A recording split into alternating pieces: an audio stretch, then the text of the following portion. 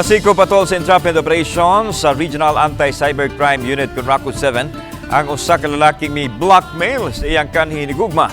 Gipasangin lang siyang mihulga sa biktima nga ipakita ang tarpaulin. Diin nakabutang ang hubo nga lawas nini apil ang nawong ug mga chat messages. Ipapilit matod pa ang mga tarpaulin sa usa ka park doon sa trabahoan sa babae o mismo usab sa basketbulan doon sa balay sa biktima kung dili makigbalik kaniya.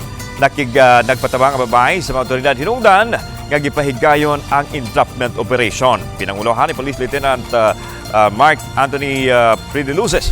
Dadakpan ang 32 anyos nga call center agent nga taga Plaridel Street, Barangay Camparo, Mantawi City.